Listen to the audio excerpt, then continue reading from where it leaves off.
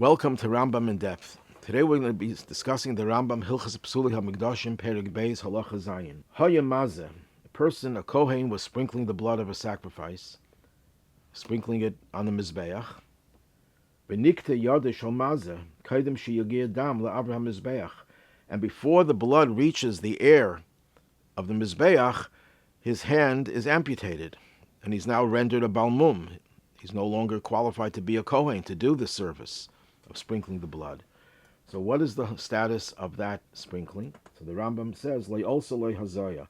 The sprinkling is invalid, and the person did not fulfill the requirements of this sacrifice. This is based on a Gemara in Zvachim Daf Tezvav Amud Aleph. This was a question asked by Rabbi Yirmiyah of Reb Zera, what would be the status?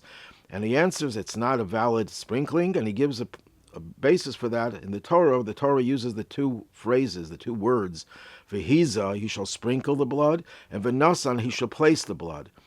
So that tells us that the sprinkling is connected to the placement, and that the sprinkling is not valid unless the person who does the sprinkling is intact from the time he sprinkles it to the time that the blood actually is touches the Mizbeach, or the Avir HaMizbeach.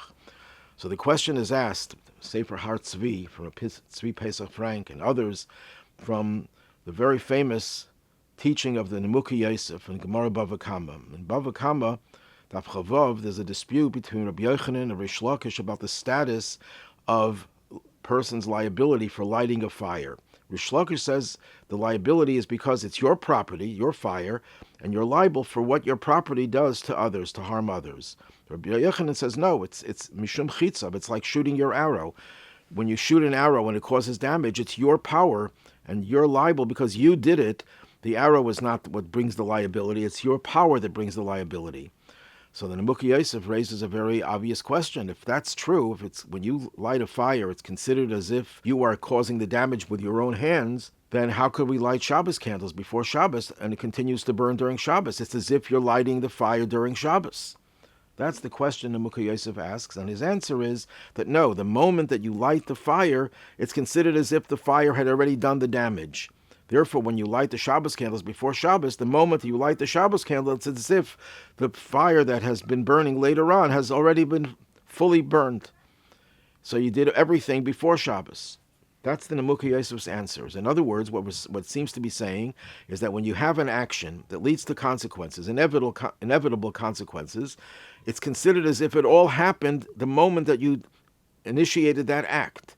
If that's the case, why is this sprinkling of the blood invalid? The moment that he sprinkles the blood, he was intact, his hand was attached to his body, and therefore, since the consequences are inevitable, that the blood is going to reach the Mizbeach, it's as if the blood already reached the Mizbeach, and therefore it should be valid.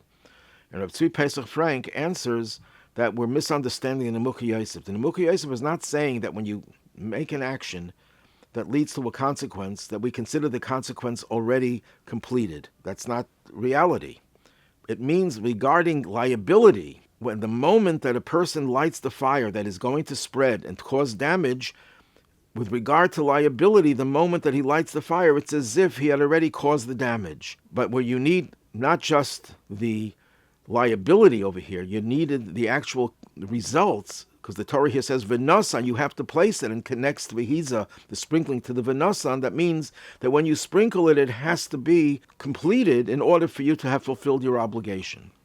And with this, he answers another question, a very famous question as well. The Gemara in Tainus quotes Rabbi Yochanan, the same Rabbi Yochanan who says that fire's liability is it's like your arrow. And the way Nemuki Yosef explains it, it's as if the moment that you light the fire, it's as if it was all completed and you're liable for it because it's as if the fire already burnt down your neighbor's house. He says, Rabbi Yochanan in Tainus says that if he would have been around in the times of the Churban Beis HaMikdash, he would have designated the fast not on Tisha B'Av, the 9th, but on Asiri, the 10th. Why? Because the 9th of Av is when they lit the fire to the Beis HaMikdash at the end of the day. But most of the Beis HaMikdash actually burned during the 10th.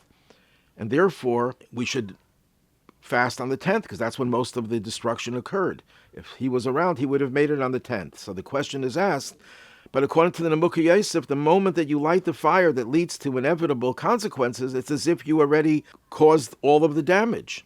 So why would Rabbi Yochanan, of all people, maintain that the main damage is the 10th? No, it's the 9th, when it was ignited. The Rebbe addresses this question and gives another answer. He says there's a difference between liability for human actions and liability for what Hashem is responsible for. Why do we fast on Tisha B'Av? Because Hashem allowed the Beis HaMikdash to be destroyed. When the fire was ignited on the 9th, Hashem could have stopped. The people would have done tshuva. The fire could have just extinguished. So every moment that the fire remained burning was a new action, and therefore most of it happened on the 10th. It's not inevitable that the fire lit on the 9th would continue on the 10th, because we're dealing with what the consequences of what Hashem allowed. But when we're talking about a human being, the moment he lights the fire, just as the moment that he shoots the arrow, it's going to lead to inevitable consequences. Therefore, the liability begins right away. That's the Rebbe's approach. The Har Tzvi takes a different approach. He says that if we understand in the Mukhi Yosef that his words are limited to the liability. Yes, it's true, the liability, if you want to blame the Romans or the Babylonians for lighting the Beis HaMikdash, the moment they ignited it, you could say they were already liable. They deserve punishment because their action would have naturally led to the consequences.